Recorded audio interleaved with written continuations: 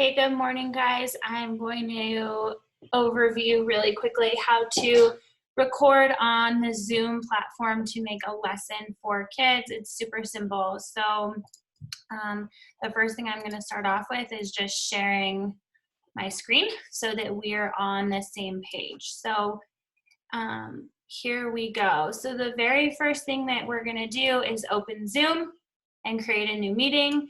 You don't even have to invite anyone to the meeting, so long as it's just you.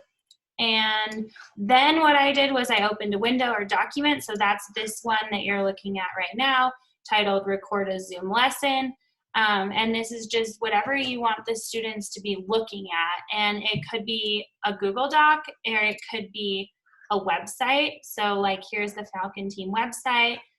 Maybe I want kids to look at something specifically on my crew. And that is not my crew. So let me clarify. Maybe I wanted them to look at a message from the counselors on the crew website. I could specifically pull it up for them. So right now I'm just going to focus on the Zoom lesson. So then it says at the top of the screen, record from the menu or taskbar. So there will be, if you hover over where it says like stop share, it opens up a menu, and I don't think it's going to record that for me on here to show you, but it's right up at the top of your screen in the middle. If you hover over, and then you can click the taskbar and it says record, and so you can start recording. Then you're obviously going to narrate or annotate your lesson. On that same bar, you have different annotation features, and I'm just going to kind of talk you through some of those. So you have a select option, which means that you can like highlight and select a certain part if you want to. So you can say it like looking over here at this, okay? You can write text. So I can make little notes that would say something like, look at this, or this is important. And so you can make notes on whatever you're looking at. You can draw. So let's say I really thought that this was an important feature, or I wanted to do check marks as I was talking through it. You can also erase. So you just click the eraser and erase things. You can do a stamp.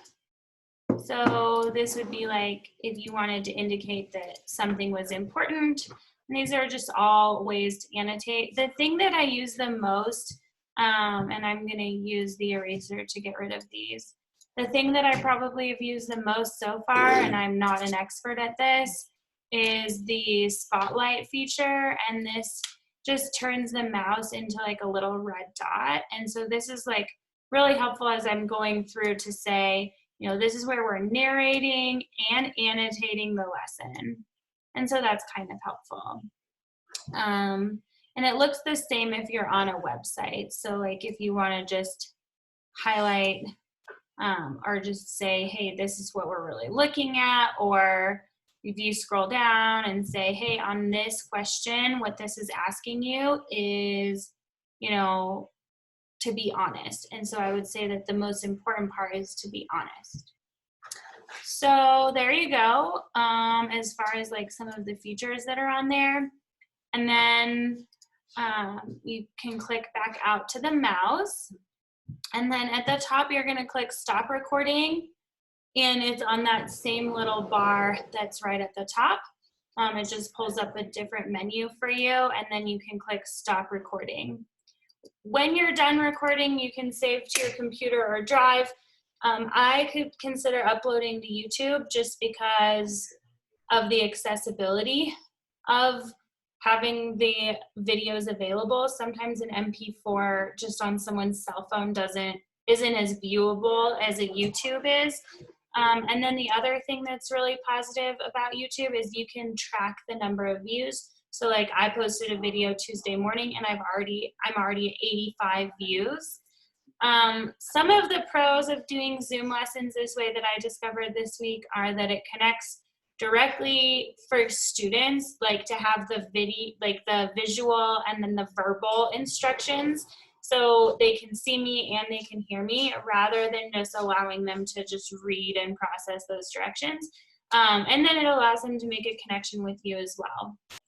And then it answers parent questions about the task. So I've had a lot of parent questions this week, but as soon as I put up a video, they ended. And it's really easy to do, and it's really easy to post. So yeah, with that, I will end, and let me know if you have any questions. Thanks.